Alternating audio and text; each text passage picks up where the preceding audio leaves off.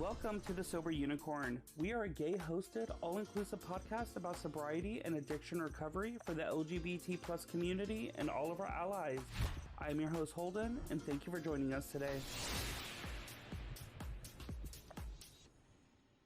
Hey, it's Holden, and I am an alcoholic. Today I have Miss Katy joining me. Hey, I'm Katy. I'm a recovering alcoholic. Also dabbled in other substances, but my main squeeze is alcohol. And it is so good to be here today. Thank you for having me, Holden. Of course. And how long have you been sober now? I have been sober since April 11th of 2021. Hell yeah. So going on, 9 months? Last year, I got sober. It feels so weird saying that now, but awesome. Yes, happy new queer, as we said earlier. Happy new queer. Well, thank you for joining me today. I know that you wanted to kind of touch on your experience with Experience, Strength, and Hope. So why don't you tell us kind of a little bit about your story and what you have the experience with? Yeah, so growing up, I was born in Corpus Christi, so it's further down south. Currently live out here in Fort Worth. So it's like a 6.5 hour drive from here. Growing up there as a kid, I had a lot of nostalgia of like the beach, playing in the neighborhood, drinking out of a water hose, getting into dirt. I knew I liked playing with the boys a lot. So I had a pretty rough upbringing starting around the age of from when we moved there. So I was about 9 years old, I want to say. My dad, we moved up north to Austin, in a little suburb called, well, it was little at the time, it's probably really big now. It was called Pflugerville. Yes. I have no idea what that means, but it was a funny name. So I lived there for about 2 years, and I remember being in 4th and 5th grade, and that's when I started getting bullied. So I kind of felt like this outcast in school, but with the bullying, the home life was also not super great. I had an older brother that was just really mean. He would pick on me a lot. He poked at my weight. So I just remember getting my feelings hurt at a really young age.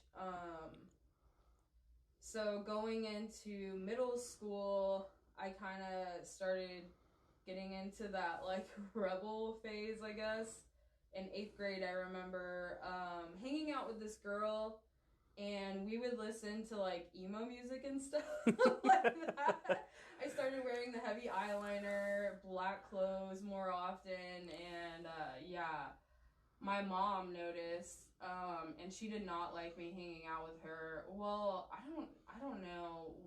One day, I was with her, and it was around New Year's, and I don't know, we decided to go to this boy's house down the street, and one of our friends from school was there. She decided that she wanted to drink. There was really cheap wine. It was red wine, and I remember the beer, it had a red bulldog on the can. And I was just my friend though, at the time, she was let's just pretend. And I, in my head, I was no, I want to know, tonight's the night, I want to know what it feels like to get drunk.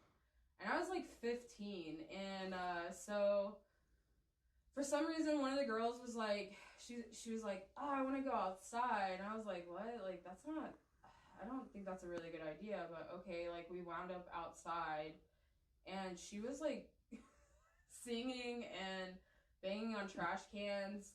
I remember walking down the sidewalk, and I popped a squat, and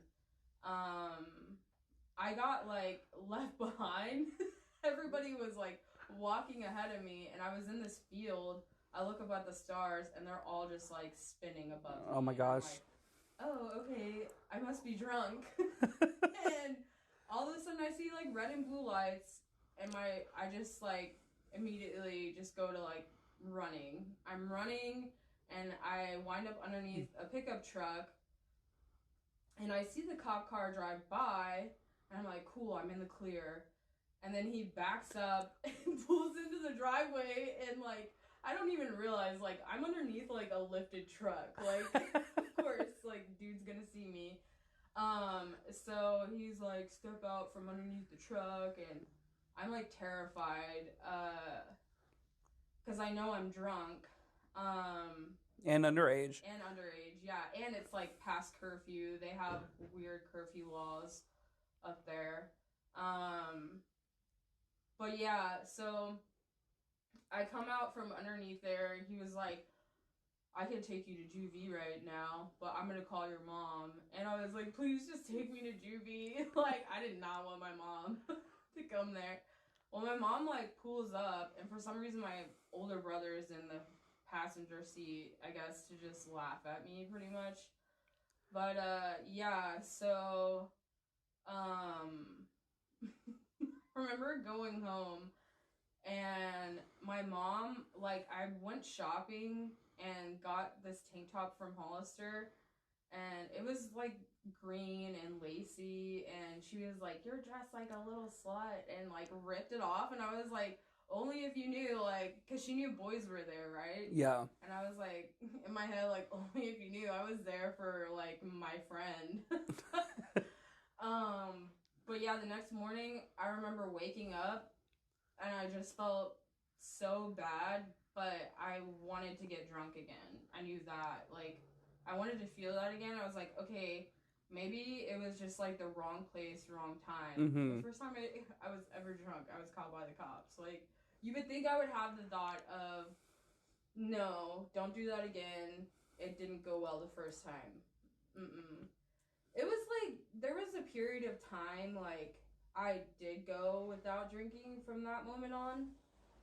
But I always had it in my head, like, I want to know what that feels like again. So, I forgot to mention, sorry, after, like, 5th grade, my middle school year, we moved up here, to Flower Mound. Okay. So that's, like, 30 minutes north from where we're at. So yeah, from middle school to high school, I lived in Flower Mound. High school was just, like, I don't know, it was what it was. I met some people, like, I talked to here and there on social media. I had a really good friend growing up. I remember, like, my mom and dad would fight a lot, and I stayed at her house, like, pretty much the whole summer. Going back to my middle school friend, though, I remember I was at her house one day, and, we were watching a movie or something. I can't remember exactly how it went, but I remember the feeling for sure.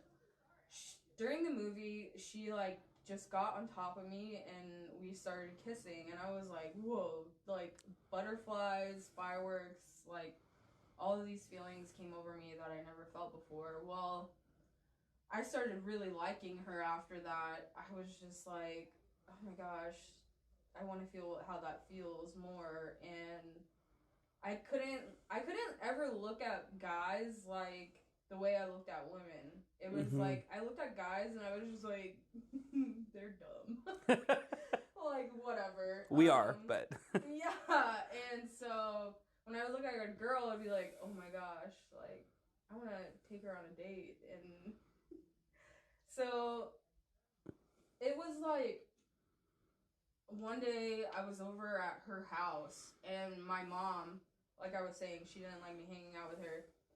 She came over and kind of took me out. I kind of fell on the ground, and my friend saw her, like, getting physical with me, and I saw the look in my friend's eyes, and it was just, like, traumatized. And I don't know what happened. I was trying to still be friends with her after that, but she wouldn't, like, let me back in after that happened, and I felt rejected and just, like, unwanted. And she was my friend. Like, I realize now, like, I was really codependent on her.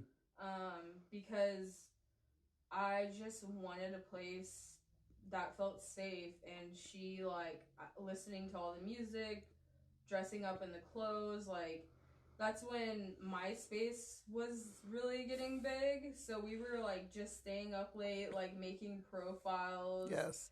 I was watching her play Sims, and then she would be on AIM having conversations, and, so, yeah, it was just, like, that was really hard. That was, like, the first time it felt like my heart kind of broke, I guess. So, in high school, I didn't do any sports. Like, I kind of played track. I was doing shot put and discus, but my grades were so bad, like, I could never academically, like, be able to participate.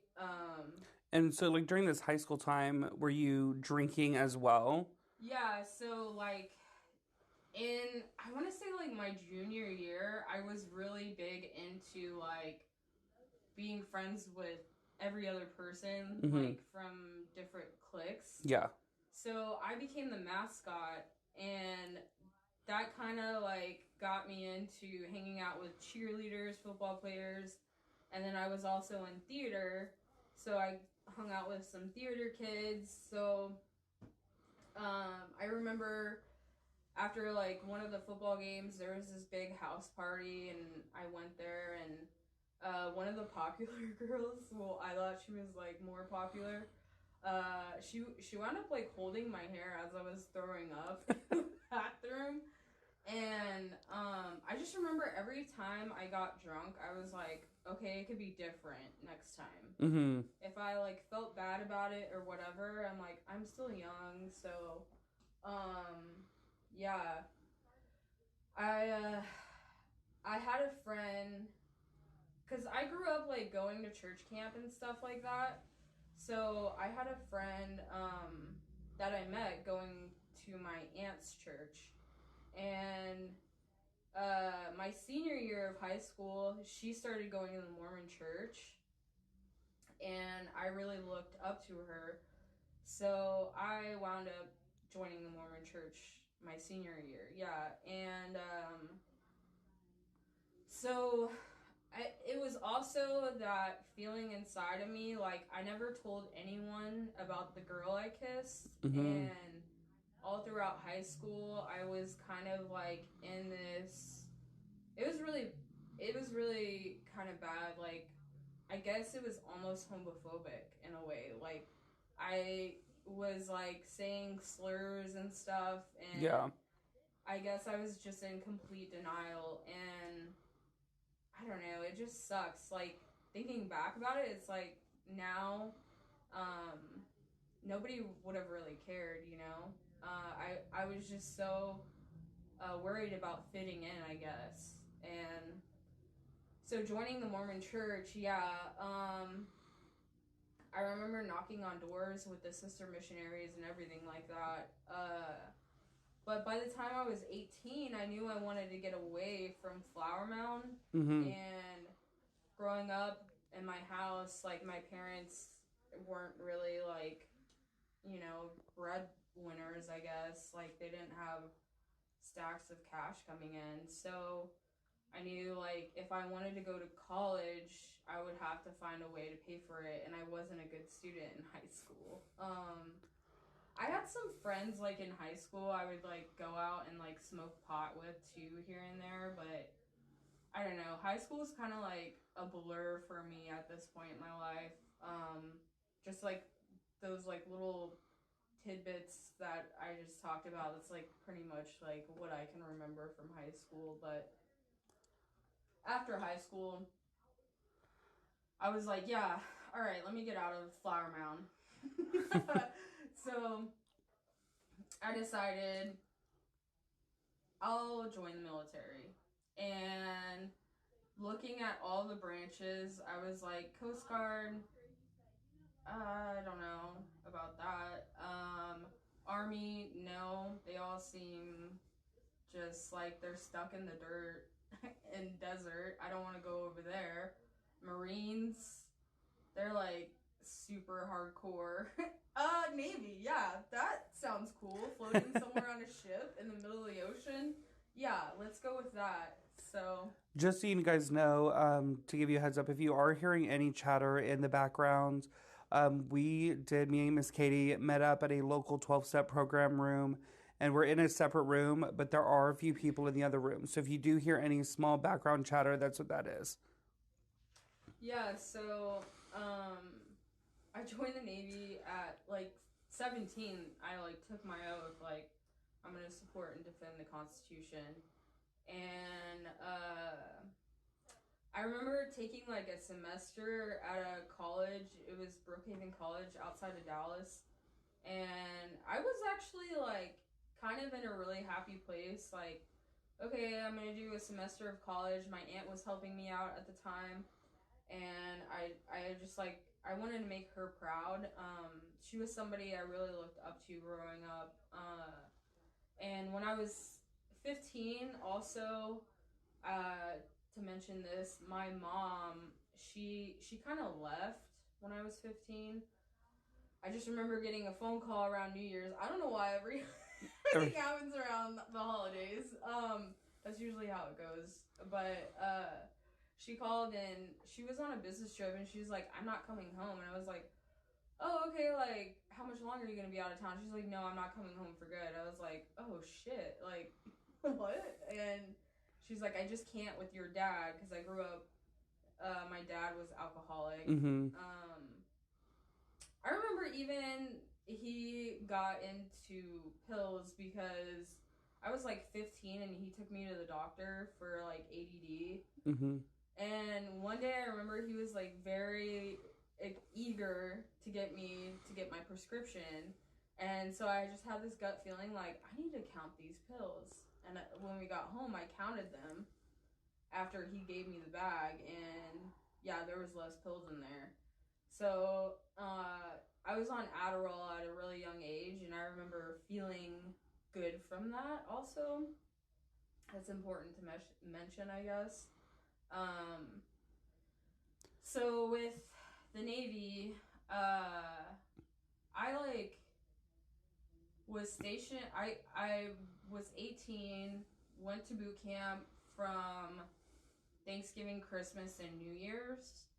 And I remember being out of boot camp, and I kind of hung out around Great Lakes, Illinois, and finished training up there. And then I got my duty station in Coronado, San Diego, California. So when I got there, I was stationed on an aircraft carrier, and I just remember like, oh my gosh, like what am I getting into? This is real. It was a lot of structure that I wasn't used to and I really needed in my life. So growing up, I pretty much like started, I guess, kind of growing up with my experience in the Navy. I just felt like I was trying to get like promoted as fast as I could, and I was definitely like a hard worker. I had this really like I had this attitude of like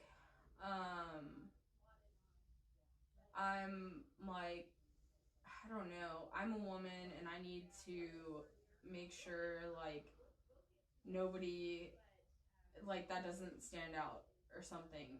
Like I felt like I didn't want any of the guys to lift anything for me or anything like that. So I just felt like I needed to really like work hard, I guess. So did your drinking in the military like progress throughout the military? Because like the lack of structure, and I know that you said like in high school you kind of drank and never told anybody about your sexuality. So do you think that drinking commenced because you're having to hide, especially now that Don't Ask, Don't Tell is still active? Yeah, so when I joined, it was in 2009. And around like 2010 is when I got to the ship. So I was still kind of like Mormon at this time, and then that's when I like was introduced to this whole world of like people being gay. Yeah. And it was okay, but there was still the don't ask, don't tell. So when I got to the ship, a lot of the girls they knew, like, Hunter, you're gay, like, you're so gay, dude. And I'm like, no, I'm not gay, like, whatever. I don't get how that works, you know, like, I couldn't. And eventually, once I started finding out, like, girls who liked other girls, I was like, oh, if they like other girls, then okay, I think this is the place for me to like be okay with this. And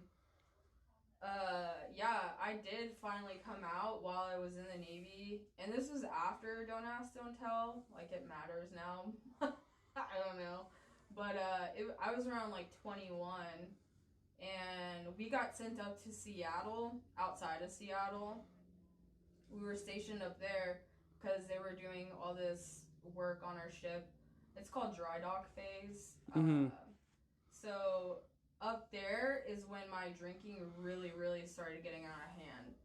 I went on a deployment and I got to see like parts of the world I would have never been able to see, like if I was in Flower Mound. You know what I mean? I went to Thailand, Bahrain, Hong Kong, Guam. I've been to Hawaii like 7 times. Been to Canada. So after deployment, I remember we were like getting these hotel rooms, and because we lived on the ship, so to get away from the ship, we would rent hotel rooms on base. Well, I remember one night I was with a lot of the guys, because I was always hanging out with the guys, and we were all playing beer pong this night. And I woke up in the bathroom with my shorts on backwards, and there was blood inside my shorts. And I couldn't remember what happened, like how I got there. And I was so freaked out. And I walked back to the ship because I knew something had happened wrong to me. And the pain that came with it, it was really bad.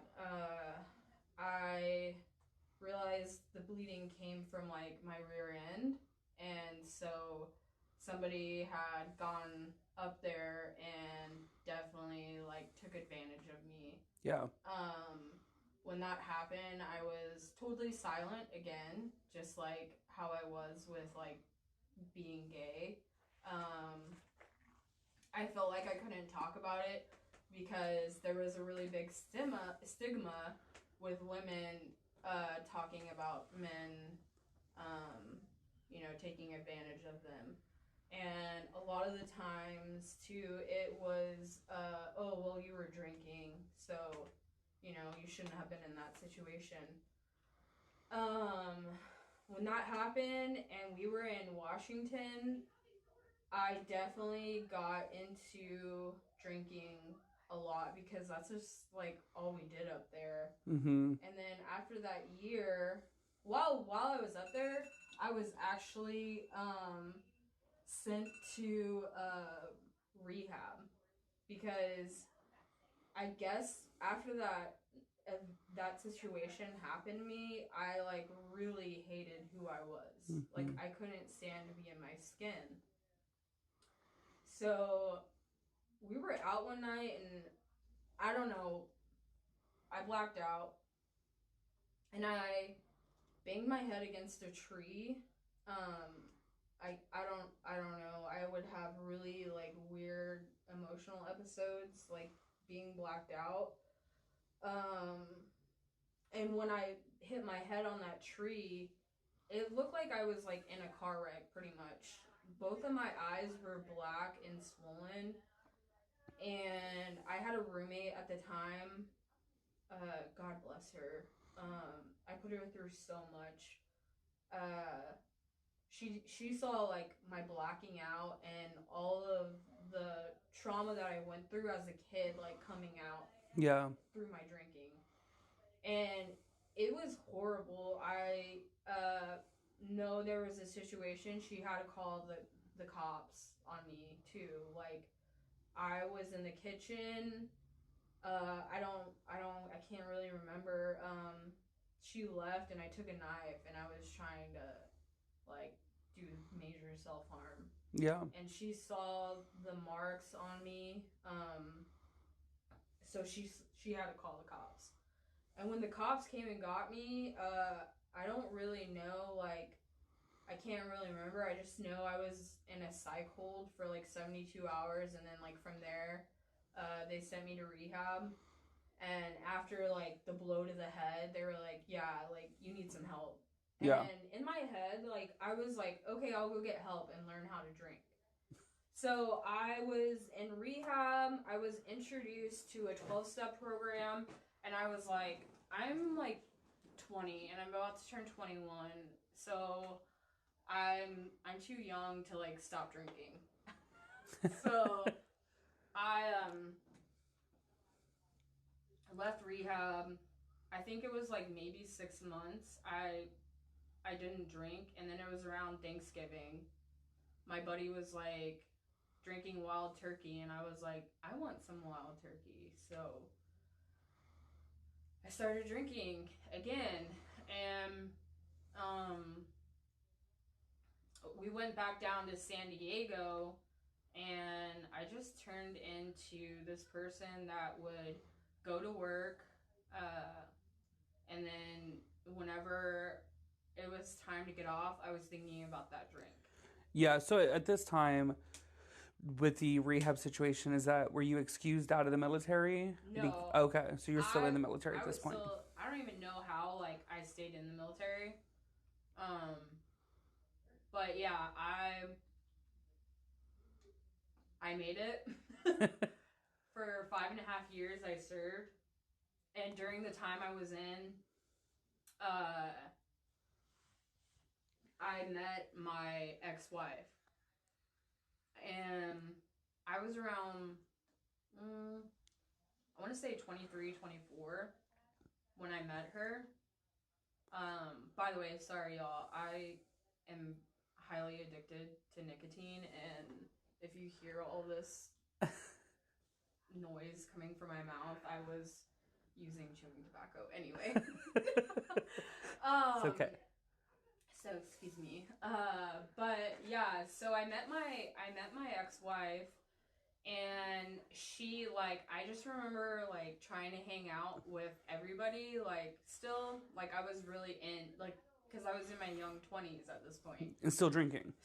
Okay. And in San Diego, there's this place called Hillcrest. It's like the neighborhood of San Diego.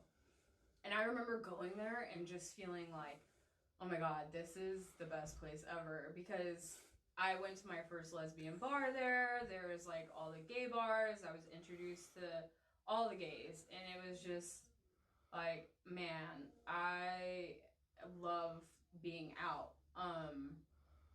And you said you had found a 12-step program at this point. Yeah, so like in rehab, I remember briefly, like afterwards, I met up with a girl, right? Mm-hmm. And she was like, these are these steps, you gotta do these. And I was like, okay. And I wrote in a journal, and like, I can't honestly like remember like being like, oh, I want to call her and keep in touch. So why do you think at that time it didn't stick? It didn't stick. Yeah, I just had it in my head like, I'm not ready. Okay. Like, I guess. I felt like, you know, I wanted to be a part of like that scene where you're out in your 20s, mm-hmm. being like a beer connoisseur and, you know, doing the Sunday brunches. Like, oh my gosh, there was a moment in time where we had a Sunday fun day and we were drinking bottomless mimosas, and I walked by, like, we were walking downtown San Diego, and I hopped the fence of Petco Park where the Padres play. It's like an MLB stadium, you know, and I ran all 3 bases, and got chased by like security and could have been in jail. Like things like that kept happening to me, and I think a really big part of it too was all the pain. Like I didn't want to feel it. Like everything that I had been through, like as a kid, I was not really comfortable with who I was without alcohol. Like I thought that was like my, I guess, identity. Yeah. And people would say comments to me, and I just thought it was cute or funny. Like, dude, you drink a lot. Like, you drink a lot. So when I met my wife, we had a really good relationship in the beginning, and then she started getting on to me about my drinking and like hanging out with people all the time. And the relationship got really toxic because she was really controlling, and I didn't want that. Like I wanted to still be able to go out. And looking back now, it's like, dude, when you're married, that's like what you do, you know? Like you go home to your spouse and yes. like you live the home life. And I didn't want that. And so we were married for about like 4 years, I want to say. So we split in 2018, and I went on a trip to Amsterdam because I thought like, okay, I need to like, you know, find myself or some bullshit like that. I don't know. It was a really fun trip. I did a lot of shrooms. I was out of the Navy by this point, by the way. I did a bunch of shrooms, drank a lot, smoked.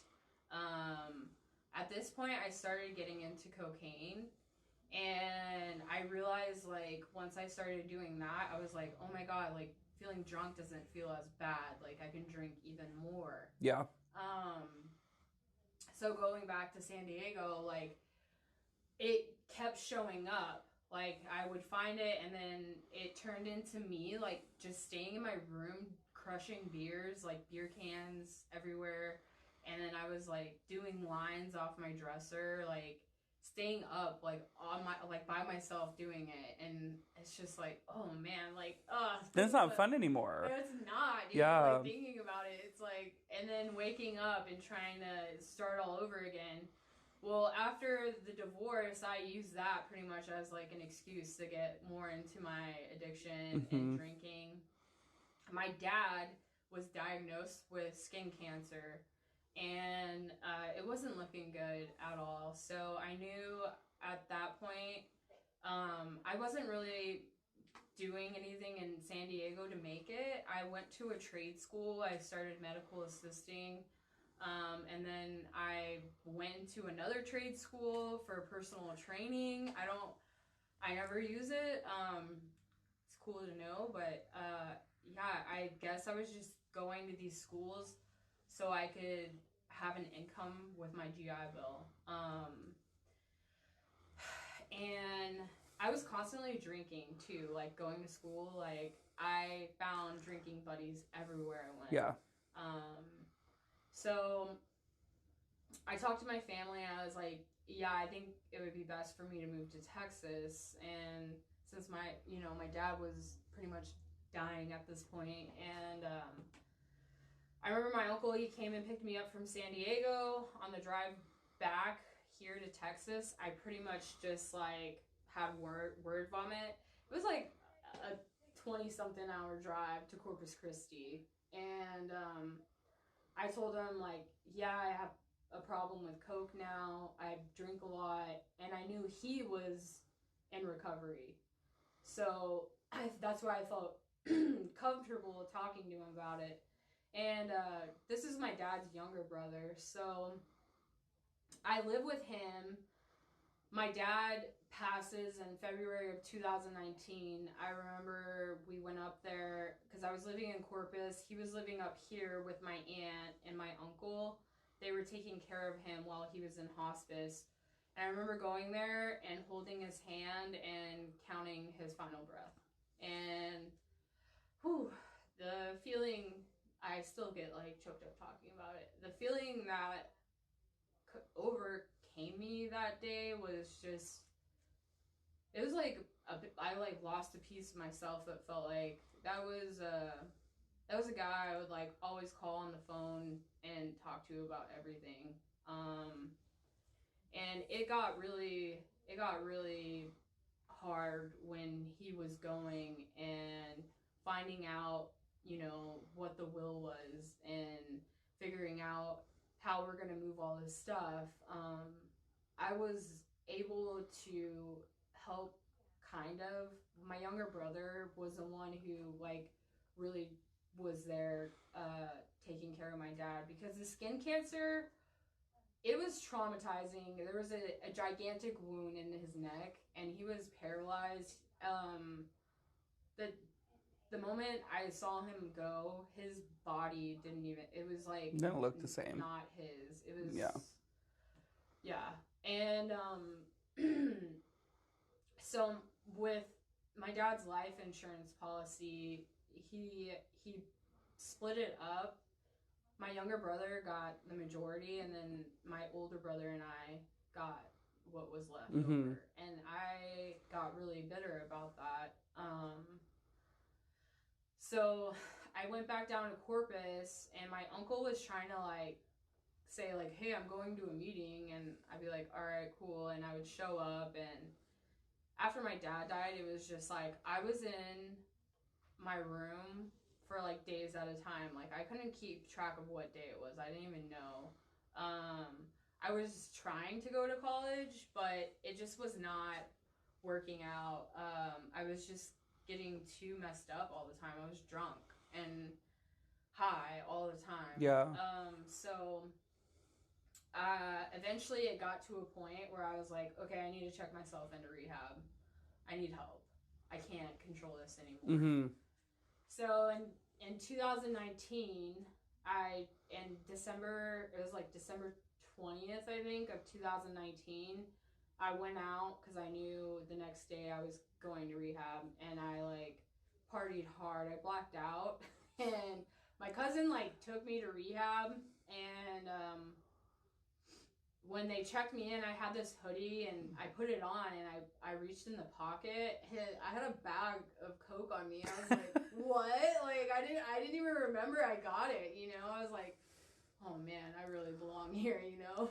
It's crazy on how many people go to rehab and right before they enter those rooms, they're the night before, hours before, they're just getting as high and as obliterated as they could possibly be. Yeah, it's like, ooh, this is the Last Supper, you know? Like, it was, I had to go all out. So, yeah, I was in rehab. It was a really weird experience there because one of the techs, he said some comments that are just, like, not cool to a woman, like, when they're vulnerable at that point, and, like, just at the bottom of, you know, the lowest point of their life, kind of. I remember he was, like, going through my clothes, which was weird because I didn't like a guy, like, touching my clothes, but, he, like, held up a pair of shorts and was like, oh, you gotta let me know if you put these on so I can take my blood pressure medicine.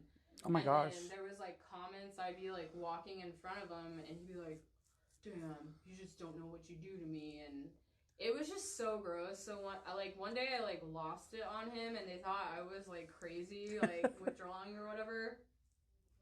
So I kind of had like a bad experience there.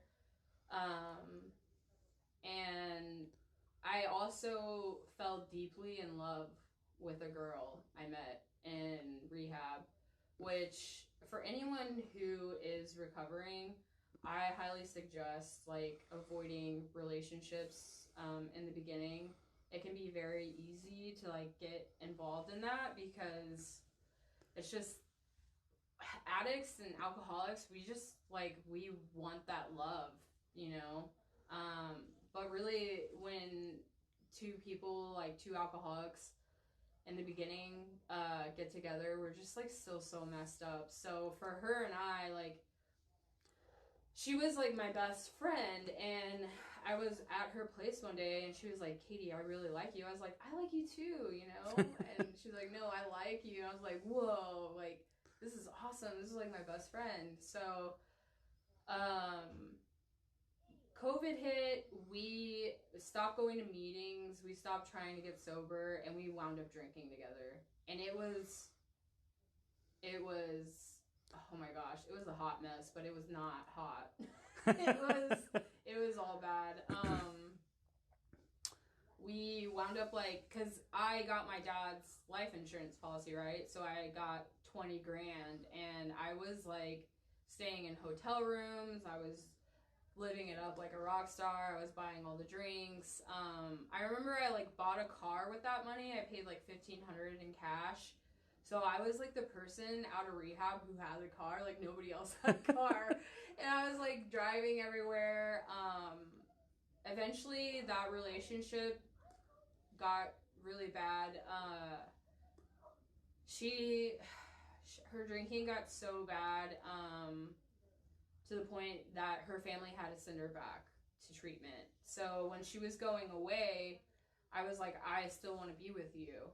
I'm going to write to you. But the treatment she was going to was like very strict. Yeah. She couldn't write letters. Like she couldn't communicate to anybody besides her family once a week for 5 minutes. And that was it. Like, so I told her, I'm going to keep writing to you. Well, she leaves, and I'm like still in love, and in these letters I'm like painting out this picture like, oh, I'm getting sober because I know she's getting sober, right? Well, it turns out like it gets to the point where I'm just like constantly in this phase of staying sober for a month, relapsing, sober for a month, relapsing. And Corpus Christi like just got really miserable for me after that.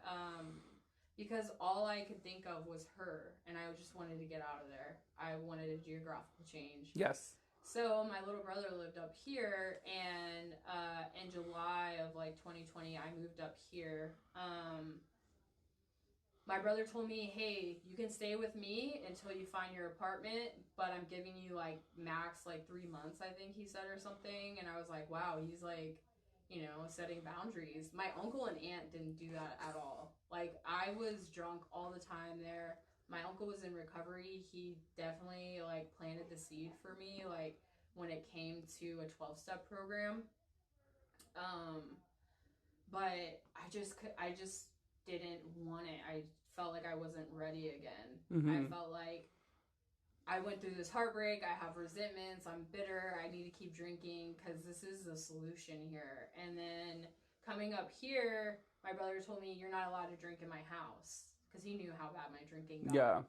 And I was like, cool. Well, the last 2 hours on my drive up here, I stopped and got a 12-pack of like IPAs, not like light beer. I had to make sure it was the big boys.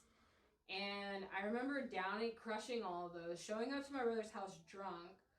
I don't know if he knew. He never, like, confronted it. But, yeah, I stayed with my brother. I was able to find a job. With my medical assisting background, I became a COVID tester. I was swabbing people. That job lasted for 9 months. I got my apartment. I thought, okay, I'm paying bills. I got an apartment. I'm making it. That job paid me really well, too.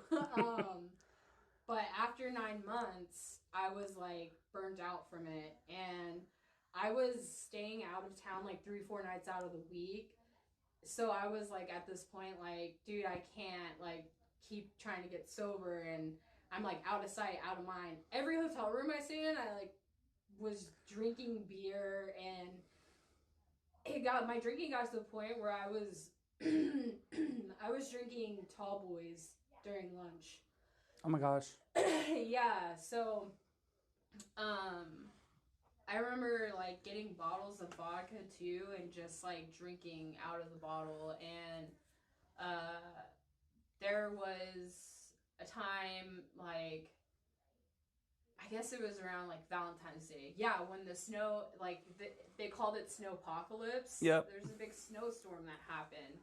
That was the last time I like went back out, because in between this time, like I was constantly relapsing. So that was the time I went back out when the snowstorm hit up here in North Texas. I remember just all I wanted was the vodka.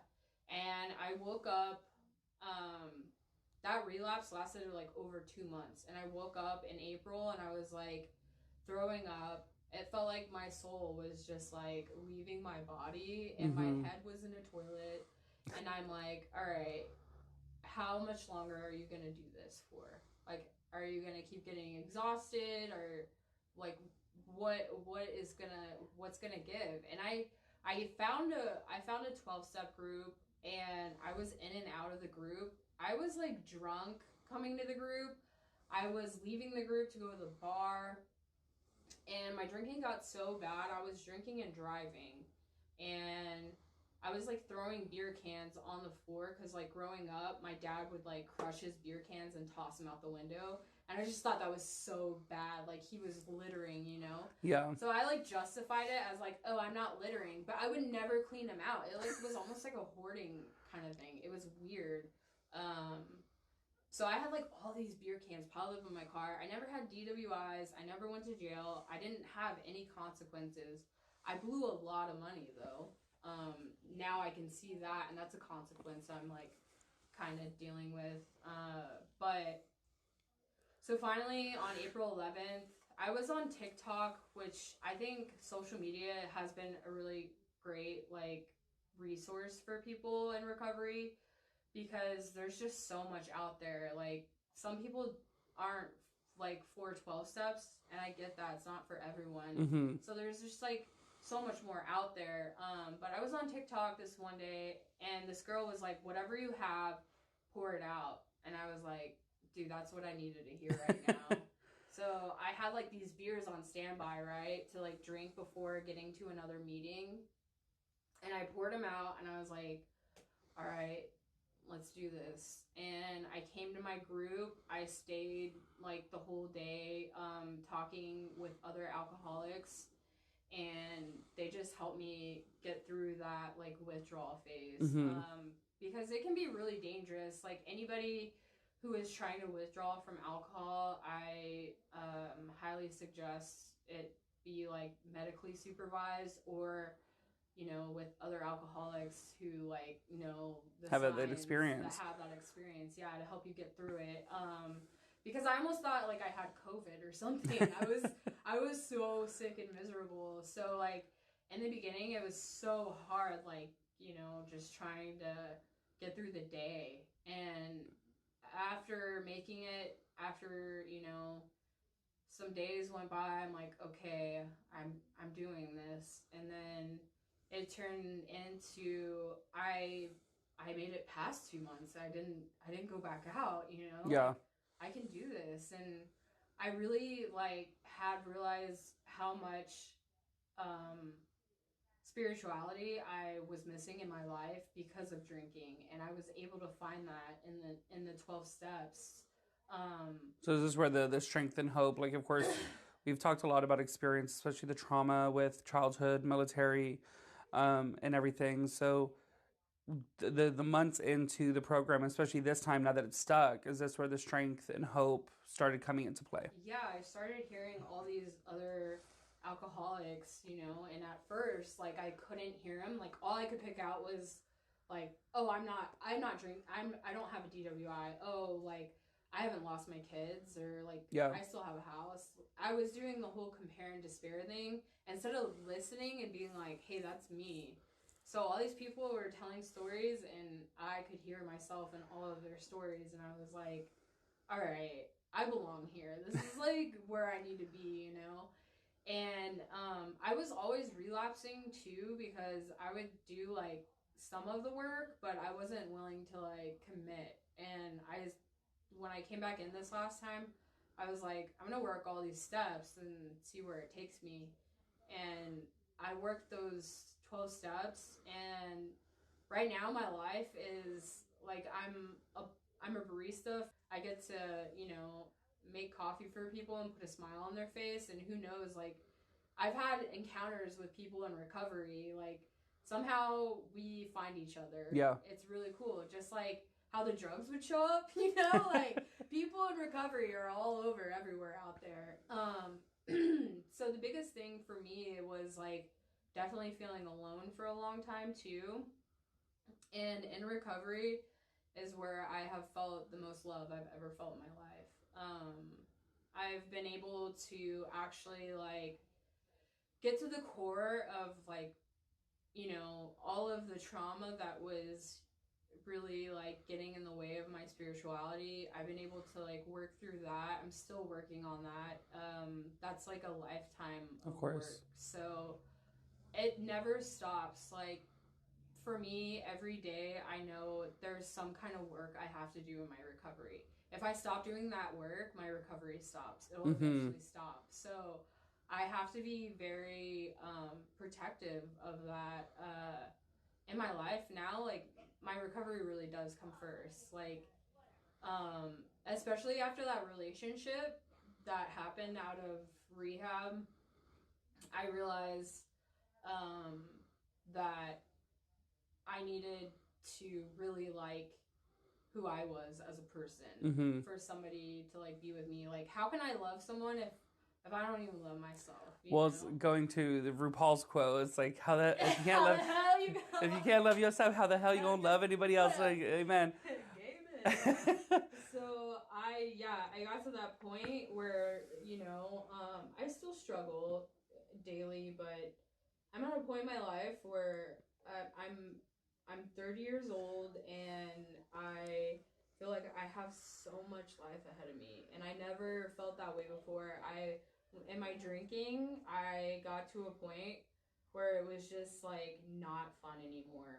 It was so much fun until it was just horrible. Like, I would wake up wanting to just die, man. Like, I couldn't get out of bed. And one of the things that's really helped me too recently is my dog. Like, I got a dog back in August, and he, like, helps me get out of bed. I'm able to walk him every day, and it's just been, like, one of those things, like, in recovery, like,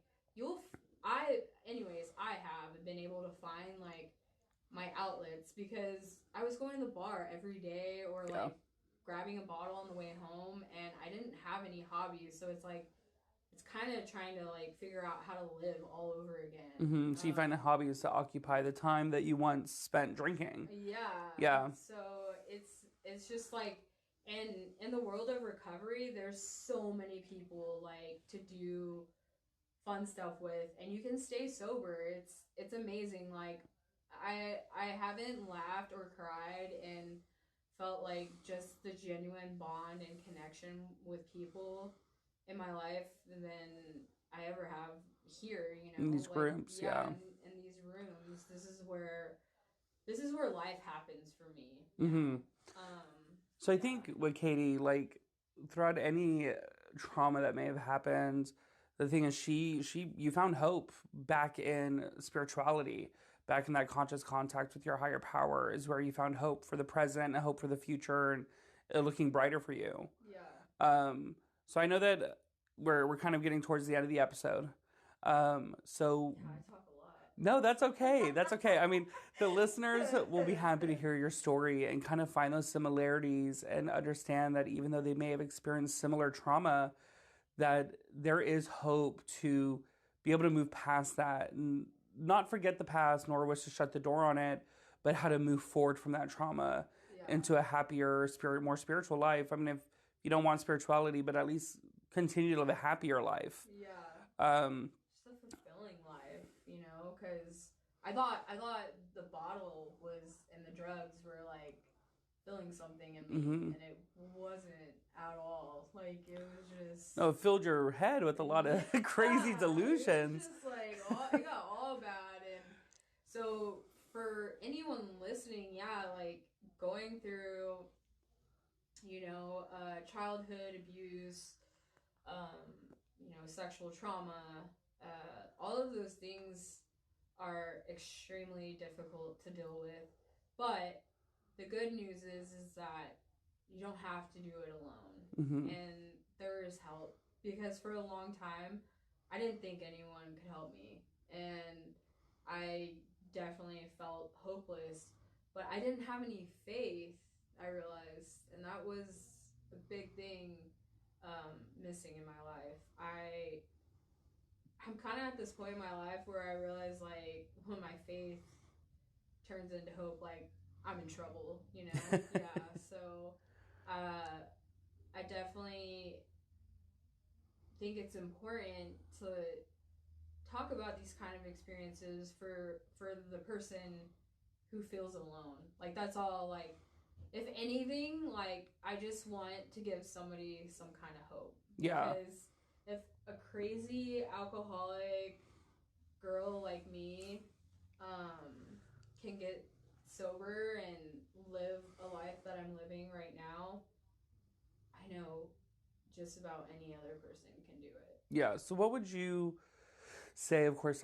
we talked about this earlier. You identify more on the lesbian spectrum. Mm-hmm. So what would you say to the person in the LGBT community that is struggling right now, that thinks that they can't find that help?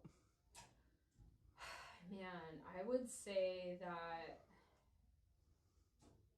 if they can't find it, you gotta look a little harder, maybe. Mm-hmm. Not to sound harsh, but yeah, just don't give up on finding that, because it's out there. It really is. Like, the LGBTQ plus community is so big.